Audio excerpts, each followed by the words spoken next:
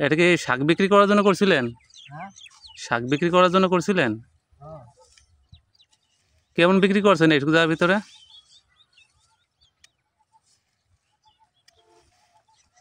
কত বেচছে মানে এখন আর নতুন আগা হইব না? বন্ধুরা দেখতে পাচ্ছেন আপনার লাউ শাক, যেটা গুরুত্বপূর্ণ শাক আমরা সবাই পছন্দ করি। এই জমিতে লাউ শাক আবাদ করা হয়েছিল। তো লাউ শাক এখন বিক্রি শেষ, তাই কাকা জমি পরিষ্কার করে ফেলছেন। এরপরে কি আবাদ করবেন কাকা? মানে এই ধনসা ধনসা? হ্যাঁ ধনসা কি এখন বোনায়? হ্যাঁ ও আচ্ছা আচ্ছা। তাহলে আপনারা এখানে কত শতাংশ জায়গায় কত টাকা লাউ শাক বিক্রি করছেন? একটা কিনে গেছে মনে হয় 30,000 টাকা মতো নেব 30,000 টাকার মতো না? জায়গা কতটুক? জায়গা হয়েছে এক পাখি এক পাখি।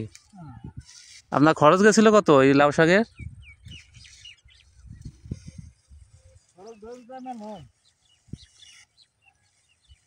ও তাই না? তার মানে তো তাহলে লাভ হয়েছে কত, 10-15,000 টাকা? ও আচ্ছা আচ্ছা। তো বন্ধুরা দেখতে পাচ্ছেন যে কাকা এই জমিতে লাউ শাক আবাদ করছিলেন। তার এক পাখি জায়গায় খরচ যাওয়ার পরও এখানে 10 থেকে 15,000 টাকা লাভ হয়েছে। কাকা এখন কি আবাদ করবেন এখন? এখন ধনসা বুনানোর জন্য লাউ গাছ পরিষ্কার করতেছেন, আবার এখানে ধনসা আবাদ করবে। তো ভিডিওটি কেমন লাগলো সবাই কমেন্ট করে জানাবেন। ভালো থাকবেন সবাই। আসসালামু আলাইকুম।